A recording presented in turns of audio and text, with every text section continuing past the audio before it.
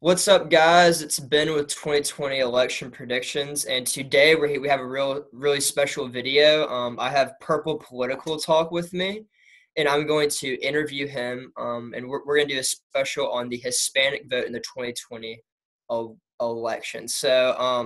Purple Political Talk, do you want to introduce yourself? So, hey guys, my name is Purple Political Talk, and I'm a political YouTuber here on the YouTube platform. And the Hispanic vote is something that is very close to my heart because I am a Hispanic myself, and I have a very interesting backstory because I was born in Venezuela, which is now one of the countries that people are leaving due to problems in government and just society in general. And I moved to the United States over 10 years ago, and now I am very interested in American politics and all the different things that come with it. Great, great. So today I'm going to ask Purple Political Talk 5 questions that I think will be very interesting, and I have some graphics up that I will scroll through when I ask him questions. So the first question is, from a Hispanic's perspective, someone who has grown up in the Hispanic community, and what do you think will be the most important issues for Hispanics in the 2020 presidential election? Well, Hispanics really value two major things. They value education and they value the economy. They value education because they think they're very socially conservative in the way that they believe that education and being prepared is one of the best ways to become successful in life. And that is one big issue that Hispanics are very adamant about, and they really like going out and fighting for education and other things like that. In addition, another big thing they're worried about is the economy. And the reason is because then the job creations in Hispanic communities grow, and there's a lot of growth with Hispanic small business owners. And just from my perspective, in my community, there are so many Hispanic small business owners, and the economy is truly one thing that Hispanics value dearly, as it could help not only them, the people here in the United States, but family who's living in the Hispanic countries that couldn't make it to the United States or any or other countries in general, or they just like living in their home countries. Awesome. That was a great, very thorough answer. And so my second question is, can you maybe speak to the fact that the the the the the Hispanic vote is very different depending on like which country that maybe different Hispanics come from, or maybe what background they have. So can can you maybe speak to that? Yeah, so it's actually very interesting because, like many other minorities in the United States, Latinos and Hispanics, they do not vote in blocks, so they don't go heavily to one party or another. There is still a significant split, but it's more of a 2 to 3 ratio than a, who knows, 10 to 11 ratio, 10-11 ratio. But I think that one of the most interesting thing is that the Hispanic vote is divided from where you come from generally. So I think there's like 3 blocks of different Hispanic voters that vote differently. So there's the people who um, come from areas like Central America or Mexico, and general those areas, and then those people tend to vote Democratic because of just social issues and economic issues, and that is one group that the Democrats have a strong hold on. And generally speaking, that is the majority of Hispanics in the United States. Now we have the second group, which are the moderates that are kind of evenly split, and this is mostly the Puerto Ricans. And these are Puerto Ricans that they live in Puerto Rico, or they live in Florida or in other areas with heavy Puerto Rican populations like New York, and they're very socially conservative, but also have different aspects from each political party, and that group is evenly split. And then with the Republican Party, you have heavy support from areas where there is heavy leftist dictatorships, such as Cuba and Venezuela, who are heavily supporting the Republican Party Interesting. because of all these different things. That is very, very interesting because I think that a lot of people just assume they put people in the different blocks and don't really analyze the differences that each person has and the different backgrounds and experiences that they come from. So I have a graph on this screen that basically shows in over the past 30 years, it's been about, let's say, roughly like a 60-30 split, maybe 65-30 split. And in the 2016 election, Hillary Clinton won 65% of the Hispanic vote, and Donald Trump won 29% of the Hispanic vote.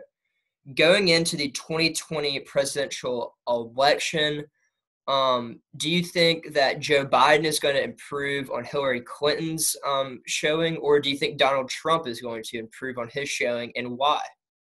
Well, that is a great question. And honestly, I think Donald Trump will have some improvement with the Hispanic community for two major reasons.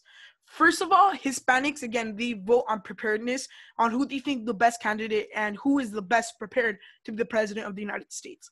And I've heard with many Hispanics that Joe Biden is not as charismatic, or he's not as tough as is necessary to defend the United States. He can seem a little bit gullible in some places, for some people. And it's just that also that Donald Trump has been gaining support from Hispanic communities, because he is also going in and trying to fix some of these issues in the roots of these countries, so more people won't have to lose their countries and they could just stay there. And many Hispanics value that. So I think that maybe Donald Trump will have a 5 to 10 point gain with Hispanics, and Joe Biden will have much of a gain. Really, really. So you think that Donald Trump could get between 34 and 39% of the Hispanic vote in 2020? Yes, so we could even see similar vote distribution as maybe we saw in 2004, if you're seeing this graph. And like that. Yes. Wow. Well, that is very, very shocking, but I mean, it could be possible, and that is something that I will definitely be looking at in the polls and different backgrounds and stuff. Okay, so going to our fourth question, we'll have one more after this.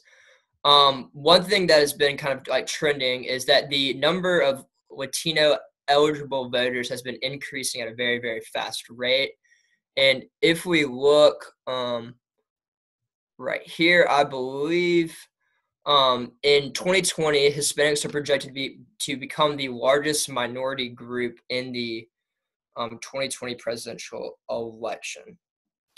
They are projected to surpass the black vote and become 13.3% of the U.S. voting population.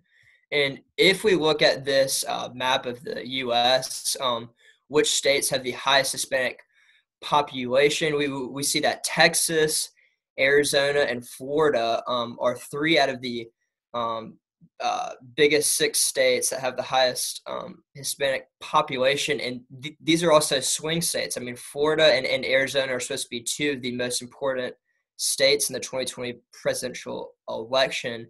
And Texas, I mean, going forward in 2024 and 2028, it will have, like, I think maybe over 40 electoral votes, and it will be the big prize behind California, which is safely blue. So, what do you think about this trend of these states maybe moving towards the left, and what do you think that Republicans can do to win back some of the Hispanic vote in some of these states? So yeah, so we can see this. So we talked about the different party split. So in states like Arizona and Texas, since they're heavily closer to the land border with Mexico, which leads to other places, Central America and South America, we can see that those states are leaning more to the Democratic Party. And for that reason, that's why we might see the left keep on growing in these states, and it's because of Hispanic support. But when we go and look and compare it with Florida, it still has some notable split with the Democratic Party, but since they're also gaining support from these Republican that are coming from these different places than the people who are voting in Texas or Arizona, then we might see a bigger split among the Hispanics in areas like Texas and Arizona rather than the state of Florida. Awesome. Well, I think these are 3 states that will that politicians are going to pump a lot of money into, and that political scientists political scientists are going to look at in in the future. And I think it is very possible that after this presidential election in 2020 that Arizona doesn't go red for a while, but we will see. So my last question, and I just want to hear your opinion on this. Right now, who do you think will be the next president of the United States? Who will win the 2020 presidential election, Trump or Biden? So right now, we're in a weird place when it comes to predicting the 2020 election because we have been through 2 weeks of heavy Biden growth due to the civil uprising across the nation and the effects of the COVID-19 pandemic. And now we're going to be seeing a big comeback for Donald Trump in certain ways where he's growing with the economy and things like that. If we're talking about today, I would tell you that Joe Biden will be the next president of the United States, and probably because of the Rust Belt and states like Arizona, and even with the Hispanic trends in a lot of these states, that could help Joe Biden go out and be the next president of the United States. As we get closer to election day, things can definitely change, specifically because we still don't know what exactly will happen during election season and deep into October and September. And that is truly when we see the big scandals break out and the political defects of both candidates come out. So it's up for grabs, but if we were talking about today, I would say Joe Biden will be the winner. Great. Well, thank you so much for coming on my show. I'm really glad that we did this collaboration. And I just would like to tell people, please subscribe to Purple Political Talk. And all the Purple Political Talk fans, please subscribe to me. And hopefully we could maybe do a video in the future together. I think this went really well. So thank you so much for joining us today. We will leave the channels on the card. So if you see the iCard, you can press it, press the thing and go check out each other's channels. Great. Okay, guys, thank you for watching and hope you enjoyed the video. Do you want to say anything? No, thank you. Bye, guys.